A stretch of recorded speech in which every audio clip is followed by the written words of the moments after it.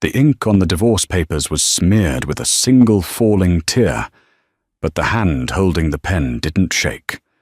Not anymore. Across the mahogany table, amidst the crystal glasses and the scent of roast goose, the man she had loved for 3 years was laughing with another woman. His mother, the iron-fisted matriarch of the Sterling family, watched with a cold, triumphant sneer. They thought they were discarding a broke, helpless schoolteacher. They thought they had won. But as Elena slid the signed papers across the table, the heavy oak doors of the dining room burst open. They didn't know that the woman they just humiliated was the sole heiress to the Vance empire. They didn't know that by signing those papers, Elena hadn't lost a husband. She had just foreclosed on their entire lives. This is the story of how the Sterling family lost everything at Christmas dinner. The snow was falling heavily over the sprawling estate in Greenwich, Connecticut, painting a picture-perfect scene of wealth and tranquility. But inside the Sterling manor, the air was thick enough to choke on. Elena adjusted the collar of her fading wool sweater, a garment her mother-in-law, Beatrice Sterling, had called ragged 3 times that morning. Elena was in the kitchen, not eating, but polishing the vintage silverware that the staff had missed. It was Christmas Eve, 2023. "You missed a spot on the gravy boat, Elena." A sharp voice cut through the room. Elena didn't flinch. She was used to it. She turned to see Beatrice standing there, draped in a silk kimono that cost more than Elena's annual salary as a special needs teacher.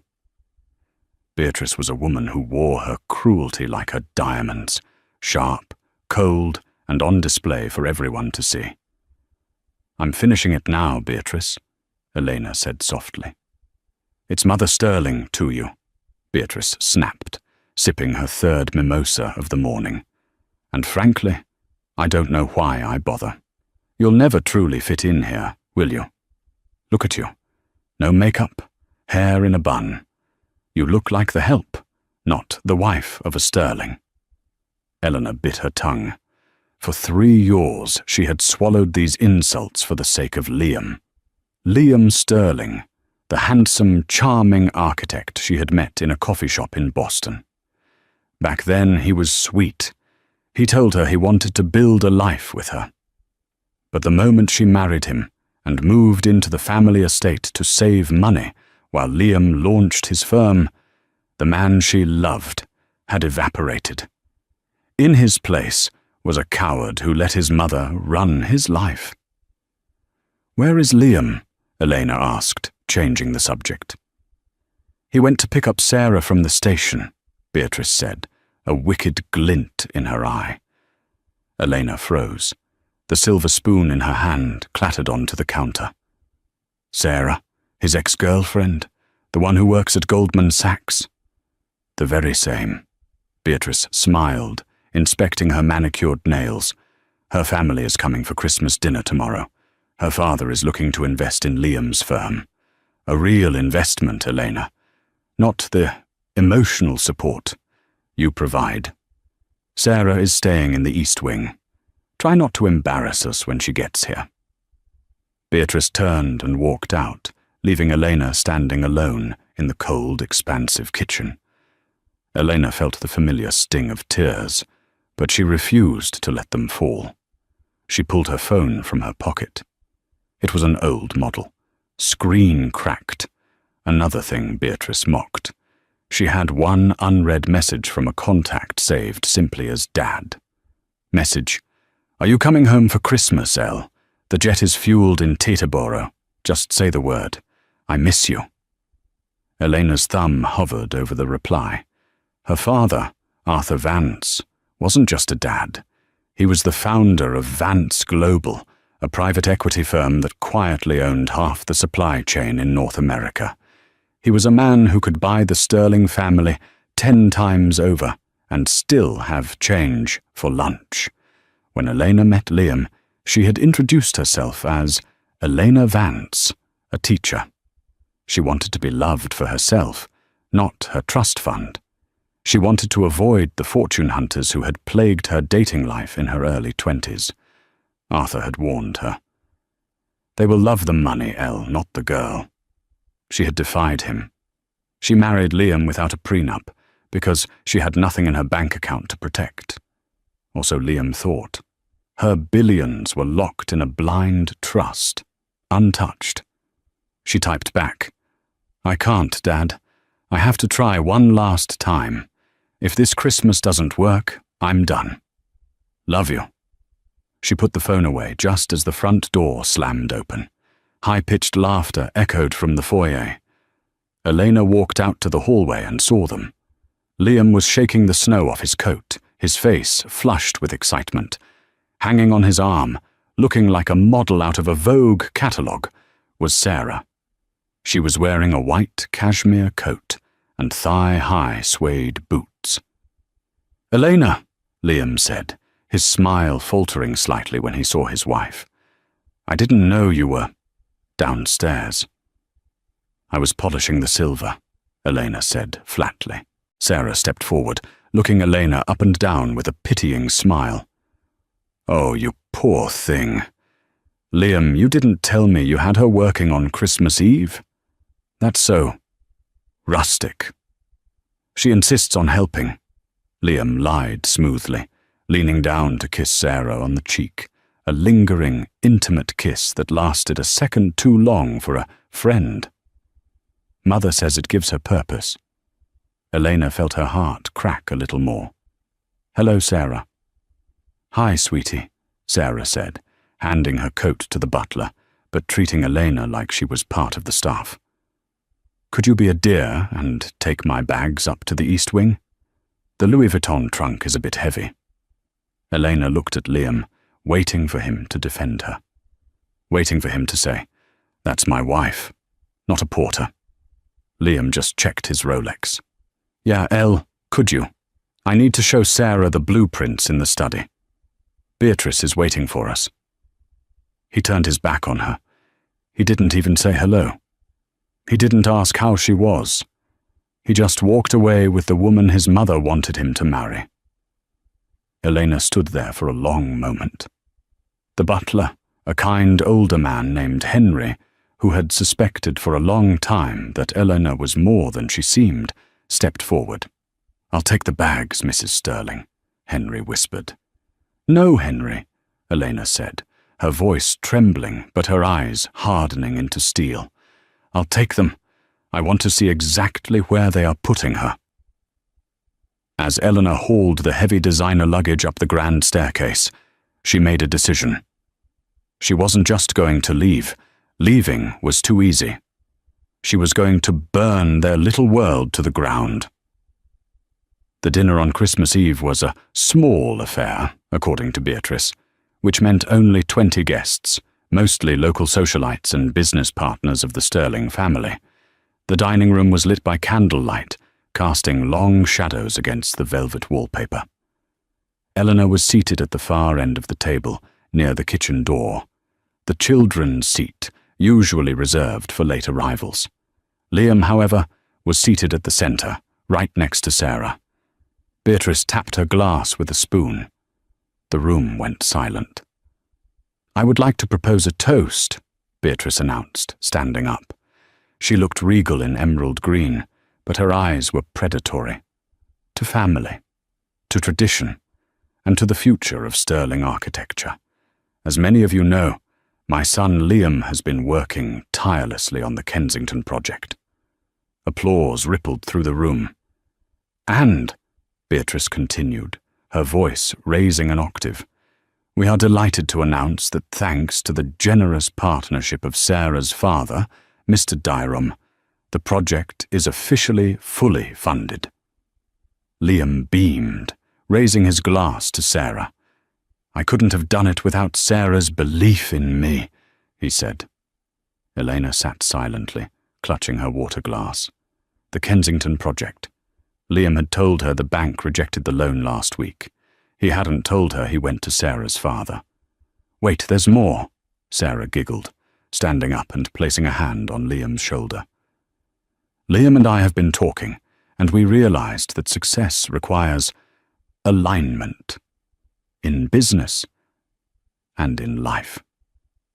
The implication hung in the air like toxic smoke. The guests glanced awkwardly at Elena, then back to the glowing couple. They knew. Everyone knew. Elena was the placeholder. Sarah was the upgrade. A woman across from Elena, Mrs. Halloway, leaned in. She was a gossip monger who loved tragedy. "Must be hard for you, dear," she whispered, loud enough for half the table to hear. "Knowing you're the anchor holding that poor boy back." Elena set her glass down. "I beg your pardon." "Oh, don't play coy," Mrs. Halloway smirked. "Liam needs a wife who can navigate this world. Someone with pedigree. You're what is it? A tutor." "A teacher," Elena corrected. "Right. Noble. But bills aren't paid with nobility, are they?" "Actually," Beatrice interjected from the head of the table, hearing the commotion, "Elena contributes in her own way. She's very good at economizing. In fact, Elena, didn't you make your dress yourself?" The table erupted in polite, stifled laughter. Elena looked down at her dress. It was a vintage piece, yes, but it was an authentic 1950s Dior she had found in a consignment shop in Paris years ago, before she cut herself off from her father's money. To these people, it just looked old. "It's vintage," Elena said quietly. "It's used," Beatrice corrected. "But that's okay.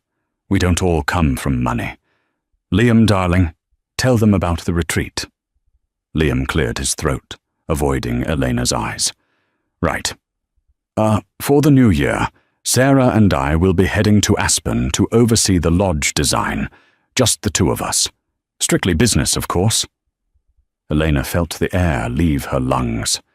Aspen. They were going to Aspen. That was where Liam had proposed to Elena. It was their place. "And Elena?" Mrs. Halloway asked. "Will you be joining?"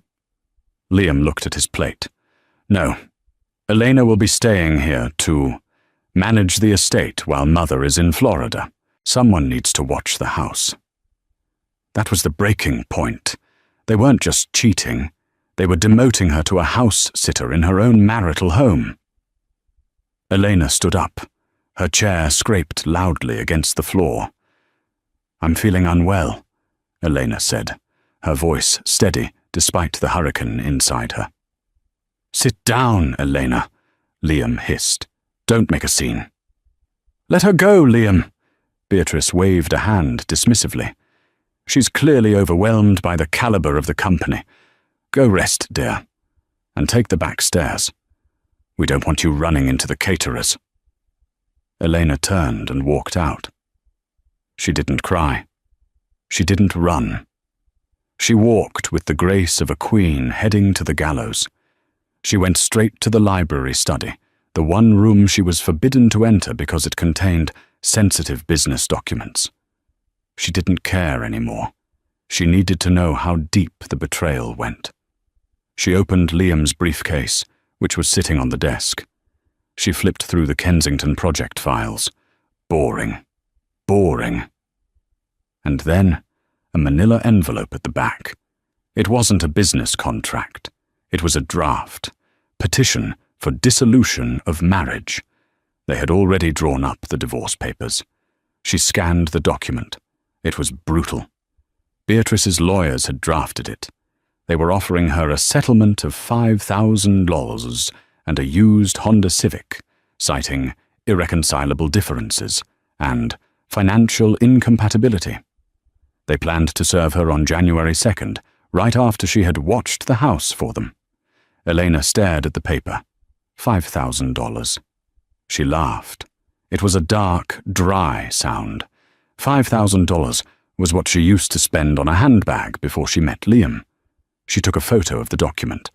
Then she pulled out her phone and dialed the number she hadn't called in 3 years. It rang once. "Elena." A deep, gruff voice answered immediately. "Is everything okay?" "No, Daddy," Elena said, her voice breaking for the first time. You were right. You were right about everything." There was a silence on the other end, followed by the sound of a chair moving and movement. Arthur Vance didn't offer, "I told you so."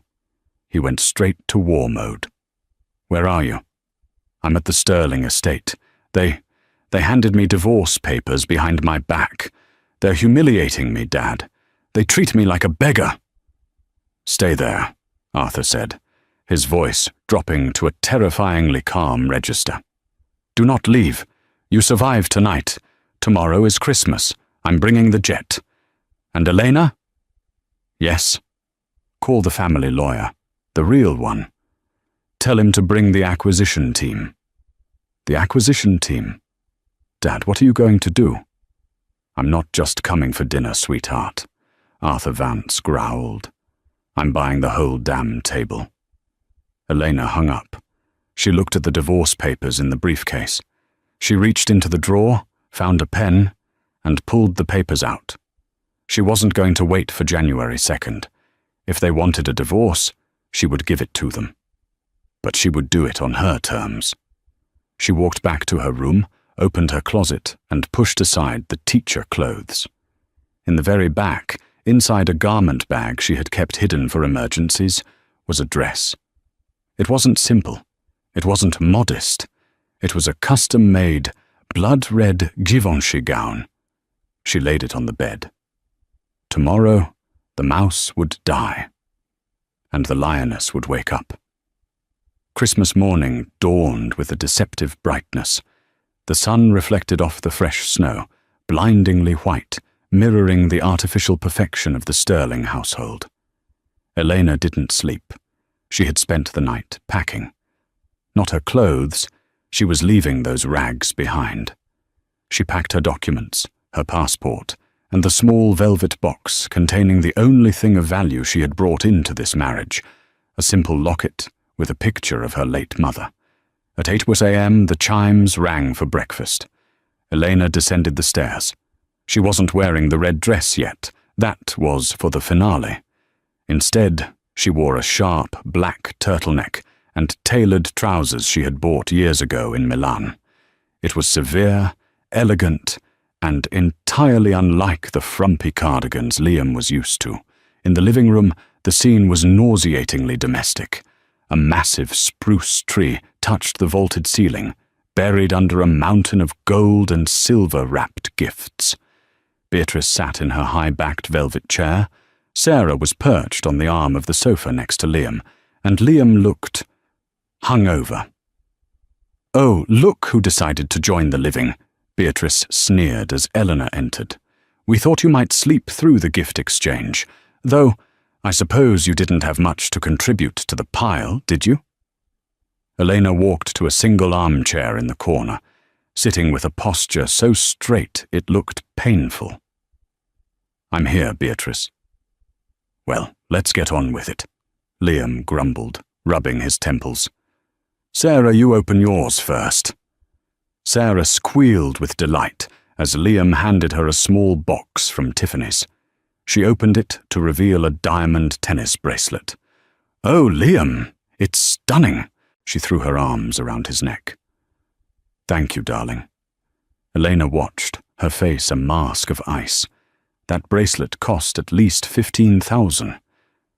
Last week, Liam had told Elena they couldn't afford to fix the heating in the guest bedroom.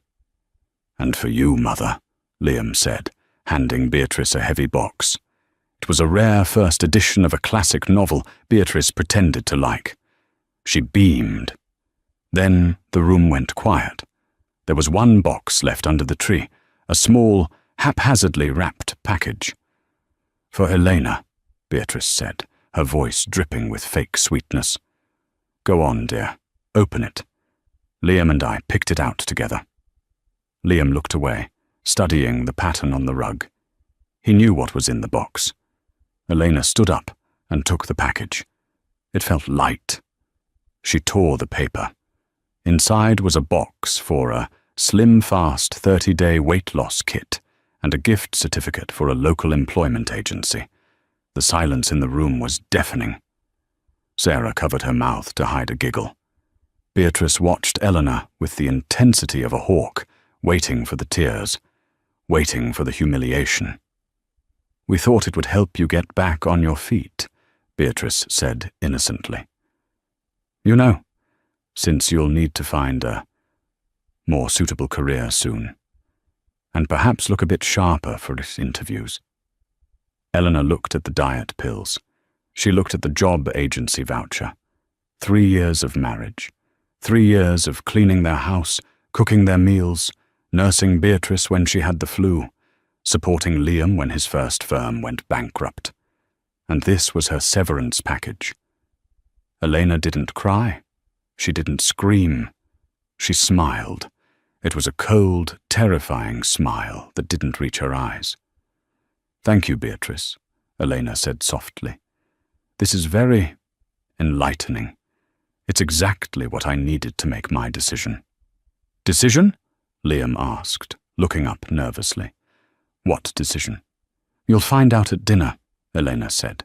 "I have a gift for you too, Liam. But it's not under the tree. It's being delivered." "Delivered?" Beatrice scoffed. "With what money? Did you pawn the silverware?" "No," Elena said, turning to walk away. "I just dipped into my savings. Don't worry, it didn't cost much. Freedom is surprisingly cheap." She walked out of the room, leaving a confused silence in her wake. Back in her room, Elena locked the door. She checked her phone. Message from Arthur Vance. "ETA 1800 hours. The legal team is in the 2nd helicopter. The Securities Commission is in the 3rd. We are bringing the storm, El. Be ready." Elena typed back, "I'm ready. Let it rain." She spent the rest of the day as a ghost in the house. She heard the preparations downstairs. The catering staff arrived. Beatrice had hired a Michelin star team for the night because Sarah's parents, the Dyroms, were coming. Mr. Dyrom was a wealthy real estate developer, a man Liam desperately needed to impress to save his failing architecture firm. Around 4 p.m., Elena began her transformation. She showered, scrubbing off the scent of polish and cleaning fluid. She sat at her vanity and opened a makeup case she hadn't touched in years. She applied a bold, winged eyeliner and a lipstick in a shade called Vengeance Red. She swept her hair up into an intricate regal chignon, exposing the long, elegant line of her neck. Then, the dress. She stepped into the Givenchy gown. It was a masterpiece of blood-red silk that hugged every curve, with a slit up the leg and a plungered back. It was a dress meant for galas, for red carpets, for war. She put on the diamond earrings her father had given her for her 21st birthday, stones so large and clear they would pay off the sterling mortgage twice over. She had hidden them in the hollow leg of her nightstand. She looked in the mirror. The teacher was gone. The billionaire heiress had returned. At 5:55 p.m., she heard the doorbell ring. The Dyroms had arrived. She heard the polite chatter, the clinking of glasses. Elena picked up the manila envelope containing the divorce papers she had stolen from Liam's briefcase the night before. She grabbed a fountain pen. She opened her bedroom door and walked toward the stairs. The sound of her heels clicking on the hardwood floor was like the ticking of a bomb. The dining room was a spectacle of opulence. A 12-foot table was set with gold-rimmed china, crystal goblets, and elaborate floral centerpieces. At the head of the table sat Beatrice, looking like a queen in her element. To her right, Mr. and Mrs. Dyrom. Next to them, Sarah, clutching Liam's hand. Liam looked nervous. He was mid-pitch, trying to sell Mr. Dyrom on his vision for the Aspen Lodge. "The structural integrity is key," Liam was saying, sweating slightly. "And with your investment, sir, sterling architecture can finally—" He stopped. Everyone stopped. The double doors to the dining room swung open. Elena stood there. For a solid 10 seconds, nobody breathed. The woman in the doorway was unrecognizable. The red dress flowed around her like liquid fire. The diamonds in her ears caught the chandelier light, sending prisms dancing across the room. She radiated a power that made Beatrice's emeralds look like costume jewelry. "Sorry I'm late," Elena said, her voice smooth and commanding. She walked into the room, not with the shuffle of a servant, but with the stride of a runway model. "Elena," Liam choked out, standing up halfway. "What? Where did you get that dress?" "Does it matter?" Elena asked, pulling out the chair at the head of the table, directly opposite Beatrice. It was a power move. That seat was reserved for the man of the house, a seat Liam usually avoided. Beatrice's jaw tightened. "You're making a scene, Elena. Sit at your usual spot." "No," Elena said, sitting down gracefully. "I think I like the view from here better." Mr. Dyrom, a portly man with a red face, squinted at Elena. He looked confused. "Liam, I thought you said your wife was simple." "She is," Sarah interjected quickly, sensing the shift in power. "She's just playing dress-up. Probably rented it." Elena ignored Sarah entirely. She looked at Mr. Dyrom. "Mr. Dyrom, I've heard so much about your real estate ventures. Though I must say, your leverage ratio on the Midtown project is a bit risky, isn't it? 80% debt. The banks must be nervous." Mr. Dyrom choked on his wine. How do you know about the Midtown financials? That's private." "Information travels," Elena said, with a cryptic smile. Beatrice slammed her hand on the table. "Enough! Elena, you will not insult our guests. Liam, get her out of here." Liam stood up, his face red. "Elena, let's go. Upstairs. Now." "Sit down, Liam," Elena said. Her voice wasn't loud, but it had the crack of a whip. Liam froze. "I said I had a gift for you," Elena continued. She reached for the manila envelope she had placed on her lap. She tossed it onto the center of the table. It slid across the polished wood, knocking over a crystal salt shaker, and stopped right in front of Liam's plate. "What is this?" Liam whispered. "Open it." Liam opened the envelope. He pulled out the documents. He recognized them immediately. "You found them," he breathed. "I did," Elena said. "You wanted a divorce, Liam? You wanted to trade me in for a newer model with a bigger bank account. You wanted to give me $5,000 and a Honda Civic." The room went silent. Mr. Dyrom looked at Liam with distaste. "You offered your wife $5,000. That's ungentlemanly, Sterling." "She has nothing," Beatrice hissed, defending her son. "She came to us with nothing. She leaves with nothing. Sign the papers, Elena, and leave." "Oh, I'll sign them," Elena said. She pulled the fountain pen from her purse. It was a Mont Blanc, engraved with gold. She uncapped the pen. "But I'm not signing them because I'm defeated. I'm signing them because you people aren't worth the air I breathe." She signed her name with a flourish. Elena Vance, not Elena Sterling. "There," she said, sliding the papers back. "I'm free, and just in time." "In time for what?" Sarah asked, sneering. "The bus?" Suddenly, a low rumble began to vibrate the room. It started soft, shaking the water in the glasses, then grew louder. A rhythmic thump, thump, thump that was unmistakable. "Is that thunder?" Mrs. Dyrom asked, looking at the window. "No," Mr. Dyrom said, standing up and moving to the window. "That's a helicopter." "A helicopter?" Beatrice frowned. "Who would be landing a helicopter here? It's Christmas." The noise became deafening. Outside, the front lawn was bathed in blinding spotlights. The wind from the rotors whipped the snow into a blizzard against the glass. Then, a second rumble. A second helicopter. Then a third. "What is going on?" Liam yelled over the noise. The front doors of the house were not just opened. They were thrown wide. The heavy oak slammed against the walls. A team of 6 men in black tactical suits and earpieces marched into the dining room. They fanned out, securing the perimeter of the room. They weren't police. They were private military contractors. "Who are you? Get out of my house!" Beatrice shrieked, standing up. One of the guards stepped forward. "Secure the room. The principal is entering." A figure walked through the door. He was a tall man in his 60s, wearing a bespoke cashmere overcoat and a scarf that cost more than the Sterling estate. He had silver hair and eyes that looked like they could cut glass, eyes that were identical to Elena's. It was Arthur Vance, the Wolf of Wall Street, the man who ate companies for breakfast. The room went dead silent. Mr. Dyram turned pale. He recognized him instantly. In the business world, Arthur Vance was a god, a vengeful, terrifying god. "Arthur."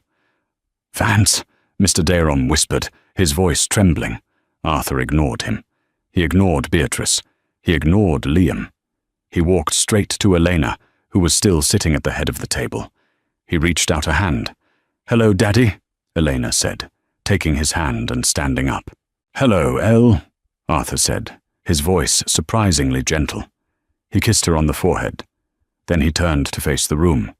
His expression shifted from fatherly warmth to glacial coldness.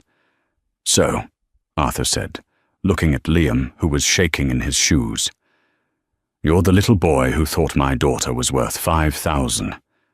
Liam's mouth opened and closed like a fish. "Your daughter? You didn't know?"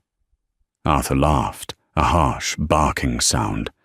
"You spent 3 years with the sole heiress of the Vance global empire, and you treated her like a maid." Beatrice collapsed into her chair. "Vance? As in Vance Private Equity." "The same," Arthur said. He snapped his fingers. Another man entered, a lawyer in a shark-skinned suit. He placed a stack of documents on the table, right on top of the Christmas turkey. "What is this?" Beatrice whispered. "This," Arthur said, unbuttoning his coat, "is a foreclosure notice. You see, Beatrice, I've been busy this morning. While you were opening presents, my team was buying your debt. The mortgage on this house? I own it. The loans for Liam's failing architecture firm? I own them. Mr. Dyram's investment?" Arthur looked at Mr. Dyram. "You're pulling out, aren't you, Bob?" Mr. Dyram nodded vigorously, terrified. "Absolutely, Mr. Vance. I had no idea. No idea she was your daughter. I'm out. Liam, the deal is off." Arthur turned back to Liam. "You have no investors. You have no house. You have no wife." Arthur picked up the divorce papers Elena had signed. He looked at the $5,000 settlement figure and chuckled.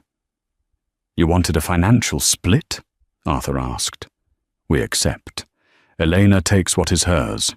And since I now own your debts, and you have defaulted as of 5 minutes ago, I believe we will be taking everything else." Elena stepped forward, standing next to her father. She looked at Liam, whose life had just disintegrated in the span of 3 minutes. "Merry Christmas, Liam," Elena said. "I hope you enjoy the snow. You'll be sleeping in it tonight." The silence in the dining room was shattered by the sound of cutlery hitting the floor. Mrs. Dyram had dropped her fork. "You can't do this," Beatrice stammered, her face losing all its color, the heavy makeup suddenly looking like cracks in a porcelain mask. "This is my home. My husband built this house. And you mortgaged it 3 times to fund a lifestyle you couldn't afford," Arthur Vance said calmly, checking his watch. "The bank was going to foreclose on January 15th. I simply expedited the process. I bought the note at 4:30 p.m. today. As the new owner, I am exercising my right to immediate possession." Arthur turned to the lead security officer. "Jones, please escort the trespassers off the property. They have 10 minutes to collect essential items. No valuables, no jewelry, only clothes. 10 minutes? Liam shouted, finding his voice.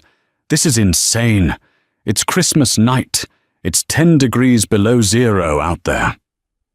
Elena took a sip of the red wine that had been poured for her, a vintage bottle Beatrice had been saving for years. It was cold in the guest room too, Liam. Remember when I asked for a space heater and you told me to put on another sweater? I suggest you start layering up. Elena, please, Liam begged, his arrogance dissolving into pathetic desperation. He moved toward her, hands outstretched.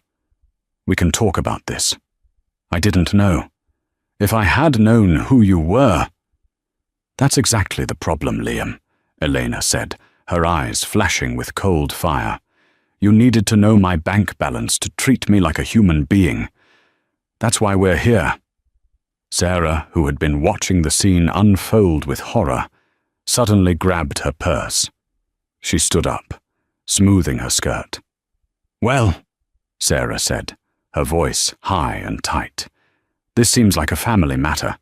Liam, call me when this is sorted. She turned to leave, but Liam grabbed her arm. Sarah, where are you going?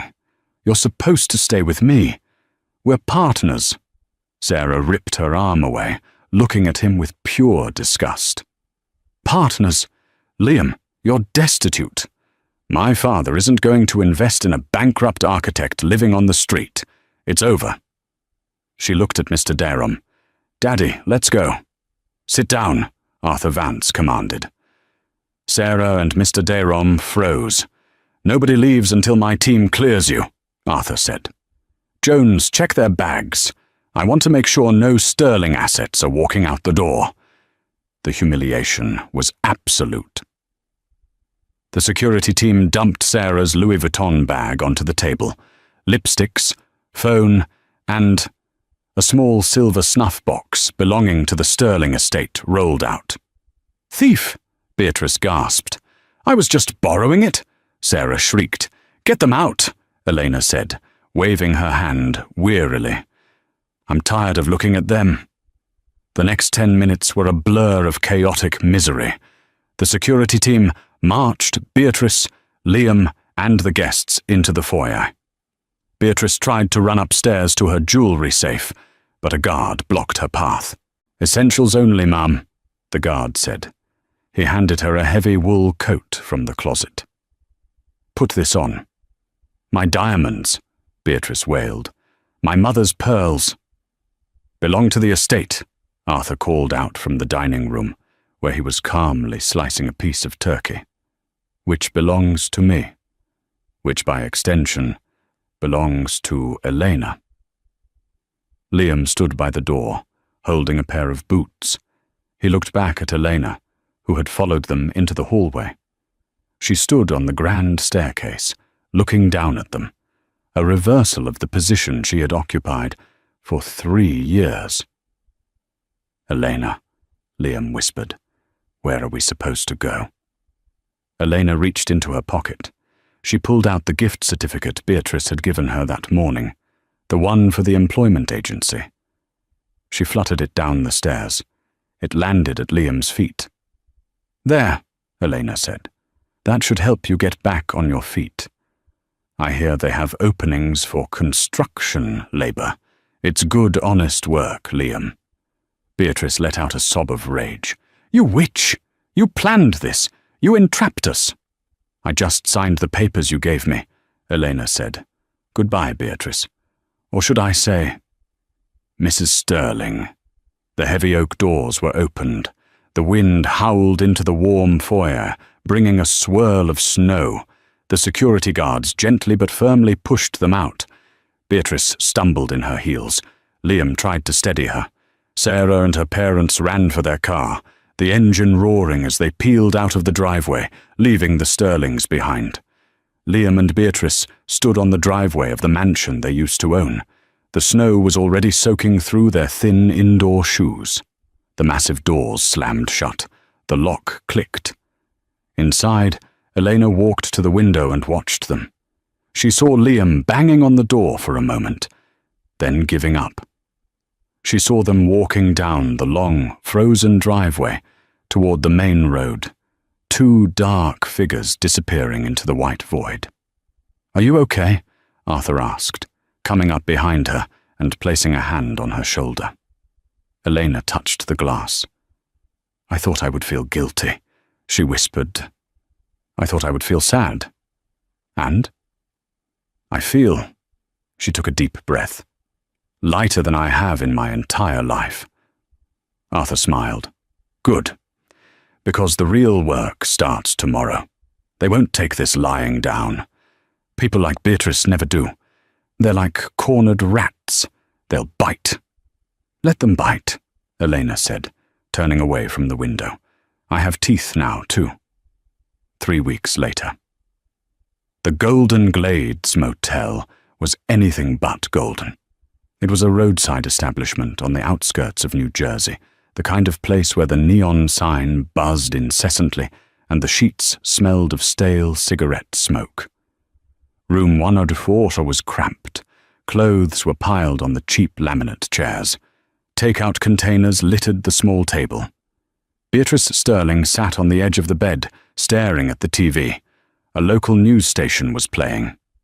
And in business news, Vance Global has announced the acquisition of Sterling Architecture, aiming to repurpose the failing firm's assets into affordable housing projects. The initiative is being led by Arthur Vance's daughter, the newly revealed Elena Vance, who has taken the city by storm. On the screen, Elena looked radiant. She was wearing a white power suit, cutting a ribbon at a construction site. She looked powerful, beautiful, rich. Beatrice threw the remote control at the TV. It cracked the screen, but didn't stop the image of Elena smiling. "She's mocking us," Beatrice hissed. "She's turning our legacy into poor houses." Liam came out of the bathroom. He looked terrible. He hadn't shaved in days, and he had lost weight. "Mother, stop it. We have bigger problems. The credit cards are all declined. The manager says if we don't pay by tomorrow, we're out." "We are not paying," Beatrice snapped. "We are going to take back what is ours." "How?" Liam slumped onto the other bed. "She has billions, Mother. We have $12 and a bus pass." There was a knock at the door. Beatrice smoothed her hair.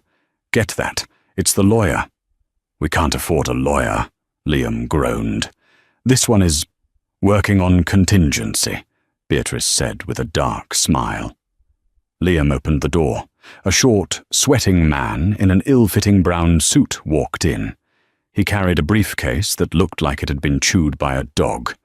This was Marcus Thorne, a man known in the legal underground as the Hyena. He specialized in cases legitimate firms wouldn't touch. "Mrs. Sterling," Thorne said, wiping his forehead with a handkerchief. "Mr. Sterling, I've reviewed the case." "And?" Beatrice asked eagerly. "It's tricky," Thorne admitted, sitting on the pile of clothes. "She signed the divorce papers. The foreclosure was legal. Arthur Vance's team is watertight." Beatrice's face fell. "So you're useless." "However," Thorne raised a finger, "there is the court of public opinion, and there is the concept of marital fraud and emotional distress. You see, if we can prove that Elena Vance hid her identity maliciously to cause you financial harm, entrapping you into debt while she sat on a fortune, we can sue for damages. Massive damages." "She did," Liam said. "She watched us struggle for 3 years. She could have written a check and saved the firm." "Exactly," Thorne smiled, revealing yellow teeth. "We paint her as a sociopath, the billionaire who played poor to torture her husband. We go to the press. We file a lawsuit for $50 million in alimony and emotional damages. Vance Global hates bad PR. They'll settle just to shut us up." Beatrice's eyes lit up. "I want her destroyed. I want her name dragged through the mud." "We launch tomorrow," Thorne said. "I've set up a press conference on the steps of the courthouse. We'll play the victims. The poor, displaced family kicked out into the snow on Christmas by the heartless heiress. The next morning, the media circus began. Elena was in her father's office in Manhattan, a glass tower overlooking the city. She was reviewing blueprints for the new housing initiative when her assistant rushed in, looking pale. "Miss Vance, you need to see this." She turned on the wall monitor. There was Beatrice, standing in front of a swarm of microphones, wearing her old, ragged coat. A calculated costume choice. Liam stood next to her, looking downcast. "She lied to us," Beatrice sobbed into the cameras, squeezing out fake tears. "We took her in when she was a nobody. We fed her, we clothed her, and all along she was laughing at us. She watched my son work himself to the bone, knowing she could help, but she chose not to. She is a monster who stole our home on Christmas night." The headline on the news ticker read, "Heiress Horror. Did Elena Vance torture? Husband for sport." Arthur Vance walked into the room. He looked furious. "I'll have their lawyer disbarred by noon. I'll sue them for defamation." "No," Elena said, staring at the screen. She watched Liam nodding along to his mother's lies, the man she had once loved, the man she had protected. "No lawsuits, Dad," Elena said calmly. "They want a settlement. They want us to pay them to go away. So what do we do?" Elena stood up. She walked to the safe in the corner of the office. She spun the dial and opened it. Inside was the hard drive she had copied from Liam's computer the night she left. But there was something else, too. A folder she had received from a private investigator months ago. Something she had been too afraid to use, because she still had hope for her marriage. She pulled out the folder. "They want to talk about fraud," Elena said, tossing the folder onto the desk. "Let's talk about fraud." "What is this?" Arthur asked. "Proof," Elena said. "Proof that the Kensington project wasn't just failing. It was a Ponzi scheme. Liam and Beatrice weren't just bad with money, Dad. They were embezzling from their clients to pay for their lifestyle. They were laundering money." Arthur's eyebrows shot up. "This is a federal crime. This is prison time." "Exactly," Elena said. "They want a court battle? I'll give them one. But it won't be civil court." She picked up the phone. "Get the car ready, and call the district attorney. Tell him I have a present for him." "Where are you going?" Arthur asked. "They're holding a press conference," Elena said, buttoning her blazer. "I think it's time for a Q&A session." An hour later, the courthouse steps were packed. Beatrice was in the middle of a dramatic monologue about how Elena had starved them emotionally. "We only want justice," Beatrice cried. "We want what is fair." Suddenly, a murmur went through the crowd. Heads turned, cameras pivoted. A black limousine pulled up to the curb. Elena stepped out. She wasn't hiding. She walked straight toward the microphones, flanked not by security, but by the district attorney and 2 FBI agents. Beatrice's speech died in her throat. Liam looked like he was about to vomit. Marcus Thorne, the sleazy lawyer, tried to slip away into the crowd, but a police officer blocked his path. "Elena," a reporter shouted, "do you have a comment on your husband's accusations?" Elena stepped up to the podium. She didn't shove Beatrice aside. Beatrice stepped back instinctively, terrified by the aura of authority Elena radiated. "I do have a comment," Elena said into the cluster of microphones. Her voice was clear, ringing out over the plaza. "My ex-husband and his mother claim I deceived them. They claim financial ruin. But the truth is, the sterling fortune didn't disappear because of bad luck. It disappeared because they stole it." The crowd gasped. Beatrice, who screamed, "Liar!" Elena held up the documents. "These are bank records showing transfers from the Sterling Architecture client accounts directly into Beatrice Sterling's offshore shell companies.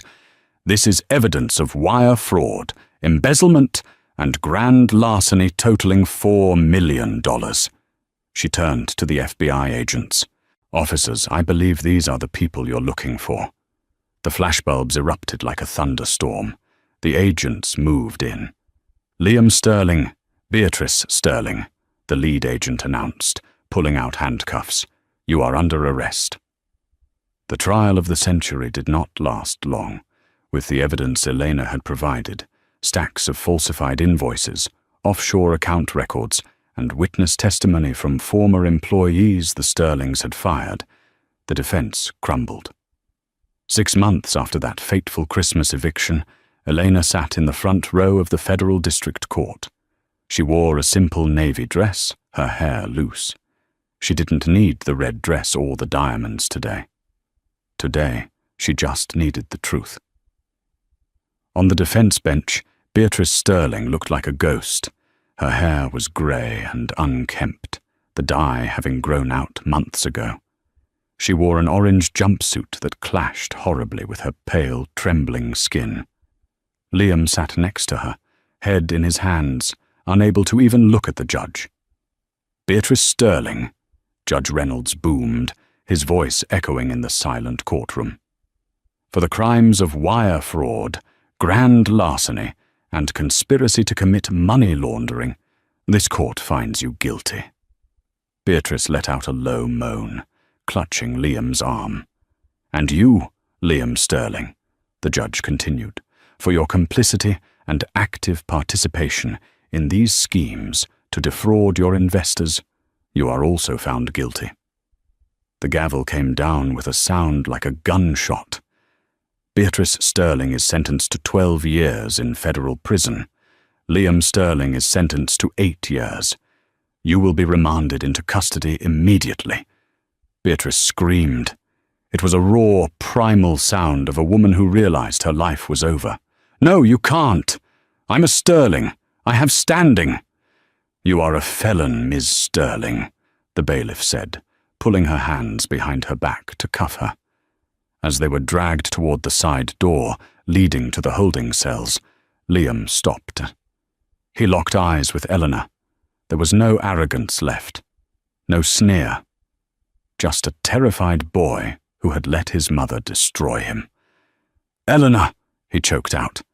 I'm sorry. Elena looked at him. She searched her heart for anger, for hate, for satisfaction, but she found none of it. She just felt a profound, quiet relief. Goodbye, Liam, she whispered. She didn't watch them leave. She stood up, picked up her purse, and walked out of the courtroom. Outside, the sun was shining. The press was there, but Arthur had arranged for a private exit. As she climbed into the back of the car, her father was waiting. It's done? Arthur asked. It's done, Elena nodded. She leaned her head on his shoulder. They're gone. And the house? Arthur asked. Elena smiled. I have a plan for that. Snow was falling again in Greenwich, Connecticut, but this time the atmosphere at the former Sterling estate was very different. The iron gates were open. The nameplate that once read Sterling Manor had been removed. In its place was a warm wooden sign, the Vance Sanctuary for Women. Elena stood in the foyer, the same foyer where she had been humiliated, where she had been treated like a servant. The cold, imposing statues were gone. The walls were painted a warm cream color.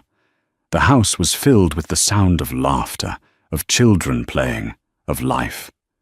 Elena had transformed the estate into a transitional home for women escaping abusive marriages and financial ruin. She used the Sterling fortune, or what was recovered of it, to fund legal aid, job training, and housing for women who had nothing. Elena? She turned to see Henry, the old butler. He hadn't been fired. Elena had hired him back as the estate manager, with a salary triple what Beatrice had paid him. The guests are seated for dinner, Miss Vance, Henry smiled, and the turkey is cooked to perfection, no polishing required. Elena laughed. Thank you, Henry. She walked into the dining room. The long table where she had once sat alone at the children's seat was packed. Women of all ages sat there, sharing stories, passing food, safe and warm. At the head of the table sat Arthur Vance, wearing a Santa hat and looking ridiculous but happy. He was carving the turkey. "There she is," Arthur boomed. "The boss!" Elena took her seat, not at the head, but right in the middle, surrounded by her new family.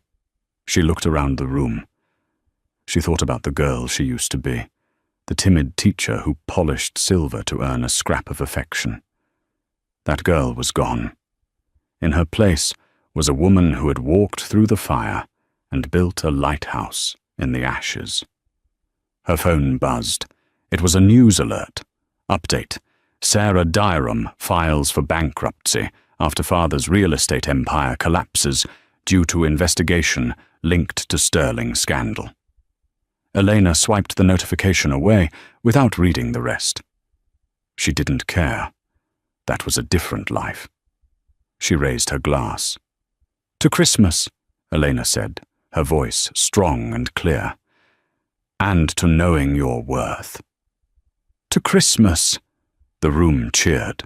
Outside, the snow covered the tracks of the past, leaving everything clean, white, and ready for a brand new story. And that is how Elena Vance turned her darkest Christmas into her brightest victory. She taught the Sterlings a lesson they will never forget. You never know who you are talking to, and kindness is a currency more valuable than any diamond. The Sterlings thought power came from humiliating others, but Elena proved that true power comes from standing up for yourself. What about you? If you were Elena, would you have forgiven Liam, or did he get exactly what he deserved? Let me know in the comments below. I read every single one. If you enjoyed this story of justice and revenge, please hit that like button. It really helps the channel grow. And don't forget to subscribe and ring the notification bell so you never miss a new story. We have a shocking new drama coming next week about a runaway bride and a secret lottery ticket that you won't want to miss. Thanks for watching, and remember, the best revenge is living well. See you next time.